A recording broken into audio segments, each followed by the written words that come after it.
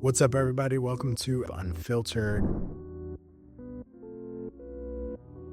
Currently, we're still building out some operating procedures. So we're continuing to get better. We're continuing to grow and continuing to just fine tune all of our processes. So we're currently building an operating process with InMotion. So that's been going very, very well. So that's probably going to be ironed out within the next 6 weeks. So that's a project that we're really working extensively in the background. So we got good team members. We've got good plans. We've had plenty of meetings to go over that stuff. So it's been incredible to just watch. And now beginning to let the team know, hey, we're currently using all of these processes. Now we're going to be going into this. So there's been a lot of meetings and a lot of things that have been happening on the back end to try and streamline as much as possible. So it's been really, really fun. So the main struggles are always getting everyone on the same page, right? So we bring on people to help us, streamline, build out, and then also build SOPs around that entire process. So we're able to streamline as much as we can. We're currently building out the process of operations into a new software InMotion. And then also what we're doing is we're creating SOPs in videos. So we go step by step of how it works. Then we're going to be having an operations team meeting, which involves all of our supervisors, our operations managers, our site leads, and all that stuff. So they begin the process to understand how that's going to work to then continue to train everyone else that needs to be a part of it. So there's just a lot of stuff that has to get ironed out each step of the way. Our cold callers reached out to them about a year ago. They allowed us to do a walkthrough. They were not interested in our services, but I made such a good impression with them that they called us back. Now they're no longer happy with the service. They called us back. So now we're in the process of figuring out, all of the proposals, everything, that entails to potentially close the deal, right? Aim to be next is always our strategy. So this is a perfect example of how multiple clients actually reached out to us and retained our services. I think this year we've been hired by 2 other companies that we proposed in the past and retained our services. So that's great. So the difficulties that they're having, contractors they've been there for years, according to them, and they've made plenty of mistakes, right? So I went in there, and I don't talk bad about any contractor.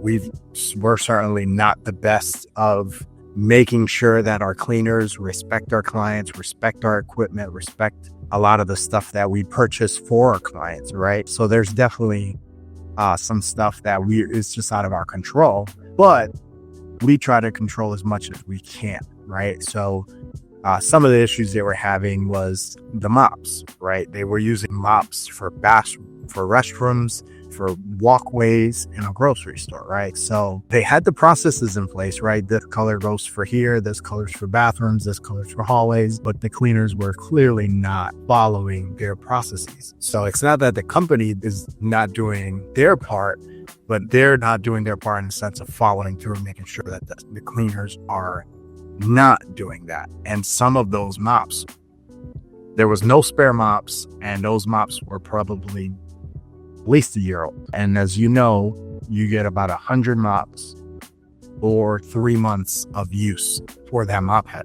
So even if it looks good, you should be replacing it. And you definitely don't cross-contaminate from bathrooms to hallways. So that was one of the issues they were having. The other issue, they were deep cleaning some kitchens, and there was a fire break because of how they were cleaning. Those were kind of issues that they were having. And it's just little things like that, right? The things that you can control, the things that you can, as a company, lock in some processes in place and make sure that the staff is doing what they need to do, not just hoping that they're doing what you expect them to do. Some of the struggles they were dealing with, and some that we're going to help them out with. So we actually just went in, called her. We set up a meeting, and in the meeting went in, and she literally felt as if I was going to make her job so much easier. She's in, I'm not sure her title, but it's kind of like an area manager where she manages all the locations. So she has a workload, and the locations are within an hour from each other. So if she has to go from this store to that store for whatever reason, it takes her about an hour on her furthest, or maybe 45 minutes on her furthest commute.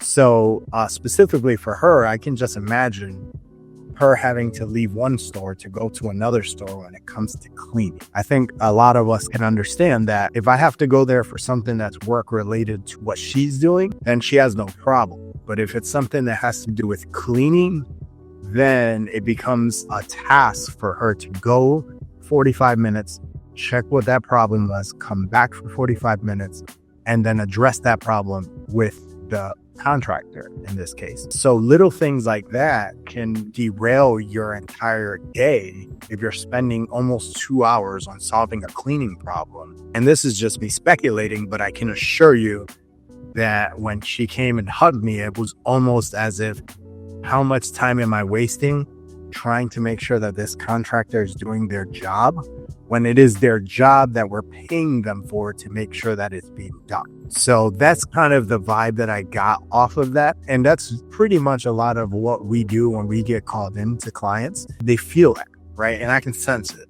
And then from there, it's just making the money work. Personal touch just has to do with making it your own, right? Everyone always says, what makes your company stand out? It's like personal touch is basically what our clients are going to get, right? We want to make sure that they feel like they're being taken care of from the top to the bottom, right? Everyone in between is here to service them, right? Make sure that their stuff, their business, their facility is being attended to through from the top, which is me, to everyone underneath. For me, that's what makes our business stand out. Everyone always says, you know, what sets you apart from everyone else? Well, I feel like business owners, especially successful business owners, run away from everything in the business, right? What they tend to do is build the business, put the people in place, and then try to remove themselves little by little so they're able to have time freedom. In our business, we try to double down on making sure that everyone has access to me, and just more importantly, understand that everything is being done, all our systems, all our processes, everything that we're putting out is for them to understand we're actively investing into being better for you, right? So I feel like that sets us apart. That's a wrap for today's episode of Unfiltered with Daniel B. I hope today's discussion gave you some valuable takeaways for your own business journey. If you found this episode helpful, please share it, and don't forget to subscribe wherever you listen to your podcast so you never miss an episode. Adios.